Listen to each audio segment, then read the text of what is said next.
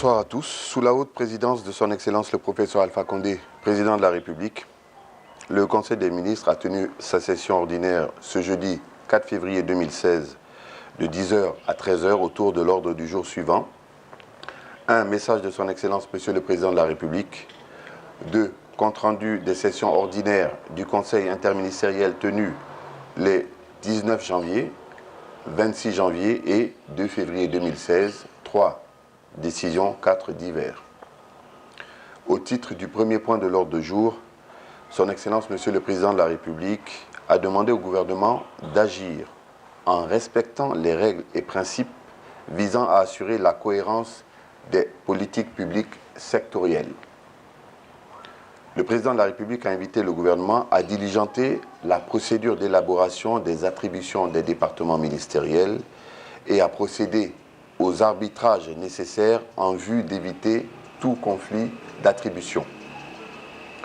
Le chef de l'État a demandé au ministre en charge de la Défense, de la Sécurité, de l'administration du territoire et de l'hôtellerie de renforcer les dispositifs sécuritaires au niveau des établissements ouverts au public.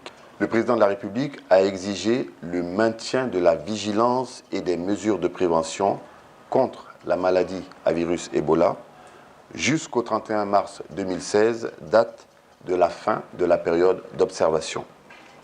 Il a insisté pour que les administrations publiques appliquent rigoureusement les règles du communiqué du 25 janvier dernier relatif au respect des mesures de prévention en vigueur contre la maladie à virus Ebola.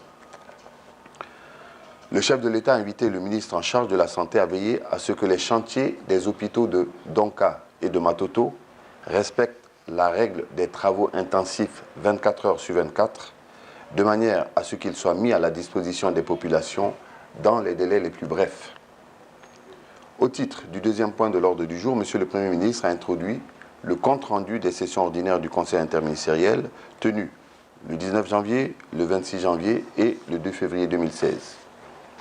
Il a ensuite invité les ministres à présenter les comptes rendus et communications inscrites à l'ordre du jour. Pour la session donc du 19 janvier 2016, au titre des communications, le ministre de la fonction publique, de la réforme de l'État et de la modernisation de l'administration a fait une communication relative aux accords entre le gouvernement, le patronat et les centrales syndicales sur l'actualisation de la grille salariale des fonctionnaires et le régime des pensions civiles de l'État. Le ministre a rappelé que le projet de révision de la grille salariale de la fonction publique et le relèvement du taux des anciennes pensions civiles est une application des protocoles d'accord signés entre le gouvernement, le mouvement syndical et le patronat le 12 mai 2014 et le 6 janvier 2015. À cet effet, une commission technique a été chargée de concevoir un projet. Cette commission a proposé une nouvelle grille des salaires en s'appuyant sur les réformes du système éducatif, licence, master, doctorat, et l'éclatement des hiérarchies B et A pour en faire 6 sous-hiérarchies. Le principe de la revalorisation des anciennes pensions civiles a également été adopté et le Conseil a recommandé la poursuite des négociations avec les partenaires sociaux. La ministre de l'Agriculture a fait une communication relative à la mise en œuvre de la campagne agricole 2016-2017 et la poursuite de la relance de la filière coton.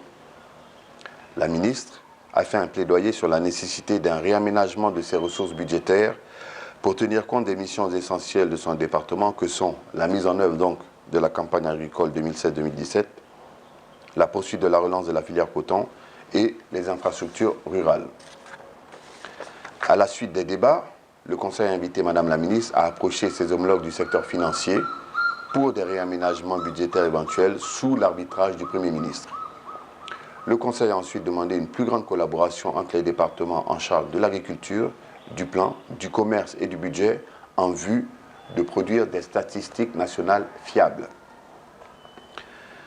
Pour la saison du 26 janvier 2016, au titre des comptes rendus, le ministre des Transports a fait un compte rendu relatif au projet d'aménagement de la plateforme logistique des transports de Kouria, préfecture de Koya. Le ministre a rappelé que dans le cadre du désengorgement de Kaloum, le gouvernement a identifié en 2012 un site de 100 hectares à Kouria en vue d'aménager une plateforme logistique pour accueillir les parcs de vente de véhicules d'occasion. Il a indiqué que cette plateforme logistique doit abriter des activités et des services liés au transport routier, notamment des entrepôts de véhicules sous douane, des parcs de vente de véhicules d'occasion et une gare routière moderne. Le ministre a fait un état du niveau d'avancement des travaux et des actions à mener pour rendre ce site complètement opérationnel. Au terme des débats, le Conseil a insisté sur la nécessité de faire aboutir rapidement ce dossier en vue de sortir de Conakry les véhicules importés et de libérer les emprises publiques. À cet effet, il a instruit le ministre en charge des Transports de travailler avec son homologue du budget en vue de prendre les dispositions utiles pour la poursuite des travaux. Le ministre en charge du Travail a fait un compte-rendu relatif au processus de négociation gouvernement, patronat et centrale syndicale. Le ministre a fait un exposé sur l'évolution des négociations et a évoqué les prochaines étapes du dialogue social en cours. Le Conseil a demandé au ministre de poursuivre les négociations et les consultations en vue d'aboutir à un dénouement heureux. Le ministre des Mines et de la Géologie a fait un compte-rendu relatif à l'aboutissement des négociations avec le projet minier Alufer. Le ministre a informé le Conseil que ce projet se trouve à Bel Air, dans la région de Bofa. Il a souligné que le projet repose sur plusieurs volets. Une mine de 146 millions de tonnes prouvées, une production qui passera de 5 millions de tonnes en 2017 à 10 millions à terme, des infrastructures légères pour évacuer le minerai vers l'étranger. Le ministre a souligné que cette convention permettra la relance de l'activité minière post-Ebola. Le projet créera 3 000 emplois directs et indirects et rapportera à l'État 600 millions de dollars américains pour sa durée de vie, et l'investissement total est de 185 millions de dollars. À la suite des débats, le Conseil a demandé au secrétaire général du gouvernement de transmettre à l'Assemblée nationale la convention signée dans les meilleurs délais en vue de sa ratification. Au titre des communications, le ministre de l'Administration du Territoire et de la Décentralisation a fait une communication sur la problématique de la gestion de l'assainissement. Le ministre a relevé les résultats non satisfaisants obtenus en matière d'assainissement au cours de la dernière décennie et a rappelé la mise en œuvre en 2014 d'un programme intérimaire d'assainissement et de la réforme du sous-secteur de la gestion des déchets solides. Le ministre a expliqué que l'ancrage institutionnel actuel de la gestion des déchets solides est conforme au Code des collectivités locales. Il a ensuite relevé la vétusté du matériel de transport des déchets et a souhaité l'acquisition de 6 camions lève-conteneurs. Il a aussi évoqué l'état de la décharge de la minière qui, avec des travaux de réhabilitation, pourrait continuer à recevoir des ordures jusqu'en 2020 en attendant l'aménagement du nouveau site identifié à Kourira dans l'Ibreka. Le ministre a cité des acteurs institutionnels d'accompagnement qui sont l'Agence nationale d'assainissement et de salubrité publique, le gouvernement, le ministère de l'Environnement, le ministère de la Communication, les ministères en charge du budget et des finances. Le ministre a indiqué que les perspectives portent sur la finalisation du processus de recrutement des PME et GIE, celle des dossiers d'appel d'offres, la poursuite du programme intérimaire, la passation de services entre le comité technique provisoire et la nouvelle direction de l'ANASP. Il a enfin affirmé sa détermination à prendre toutes les dispositions pour la relance du processus de mise en œuvre de la nouvelle stratégie de gestion des déchets solides. À la lumière des débats, le Conseil a mis en place une commission interministérielle chargée de mettre en œuvre une politique d'assainissement qui sera conforme aux orientations du gouvernement. Cette commission abordera également la problématique de la collecte, l'entreposage, le transfert et la décharge des ordures sur des sites loin des centres urbains. Le ministre du Budget a fait une communication relative au document de stratégie de relance et de résilience socio-économique post-Ebola. Le ministre a informé du plan de relance post-Ebola qui porte sur 90 projets et touche tous les secteurs affectés par cette épidémie. Il a indiqué que la mise en œuvre de ce plan se fait au niveau du budget national du développement ou des portefeuilles des partenaires. Il a rappelé que la mise en œuvre de ce plan exige l'engagement des membres du gouvernement à travers les groupes thématiques dont l'animation est assurée par le secrétariat permanent basé à la primature. Le ministre a enfin souligné que ce document fait office de plan transitoire en attendant la mise en œuvre du prochain plan de développement.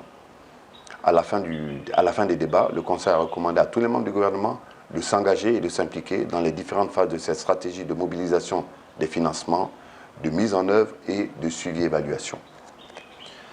Pour la session du 2 février 2016 au titre des comptes rendus, la ministre de l'Économie et des Finances a présenté le compte-rendu de la commission interministérielle sur l'état du programme avec le groupe de la Banque mondiale et le Fonds monétaire international. La ministre a rappelé que le programme de facilité élargie de crédit, qui devait initialement prendre fin sur la base des résultats à fin décembre 2014, n'est pas encore achevé, eu égard aux difficultés imposées à notre économie par l'épidémie Ebola.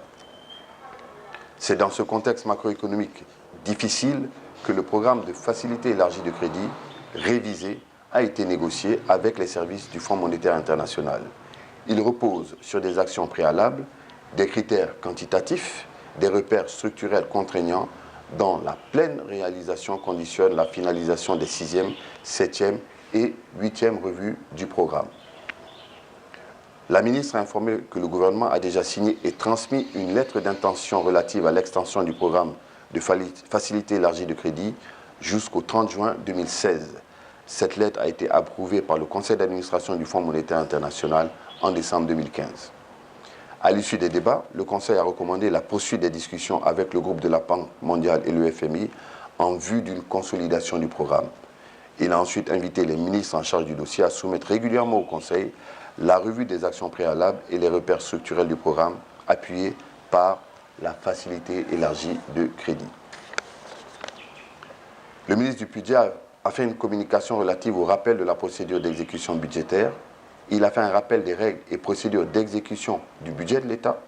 Il a tout d'abord rappelé la définition de la fonction d'ordonnateur principal qui se rapporte au ministre. Il a ensuite évoqué les notions de notification de crédit budgétaire, de délégation de crédit, de réservation de crédit, de régulation budgétaire. À l'issue des débats, le Conseil a invité le ministre à proposer un plan de rationalisation du budget afin qu'il soit conforme aux priorités définies par les départements sectoriels.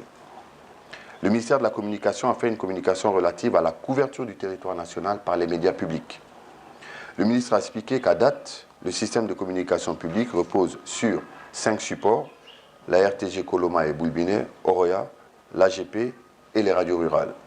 Il a ajouté qu'au niveau audiovisuel, seulement 40% du territoire national est couvert. Le ministre a fait un état des lieux du matériel et des installations à acquérir, réparer et ou rénover pour une meilleure diffusion de l'information. Il a également mis l'accent sur la qualification et le renforcement des capacités des ressources humaines du département. À la suite des débats, le Conseil a recommandé au ministre d'amender son dossier en indiquant des actions prioritaires à court et long terme, en proposant des mesures de formation du personnel et en prévoyant l'inventaire du matériel et équipements existants. Enfin, le ministre de l'Enseignement supérieur a fait une communication relative au paiement des arriérés dus par l'État aux institutions d'enseignement supérieur privées. Il a annoncé les efforts fournis par le gouvernement pour payer 59 des 134 milliards réclamés par les universités privées et pour apurer progressivement le reste des arriérés. Il a exposé les réformes qu'il entend mettre en œuvre pour améliorer durablement la situation. À la suite des débats, le Conseil a demandé au ministre d'approcher dans l'immédiat son homologue du budget afin de faire le point de la situation exacte du montant concerné par le contentieux. Avant de lever la séance, le chef de l'État a donné de larges informations sur la situation nationale et africaine. Le Conseil des ministres, je vous remercie.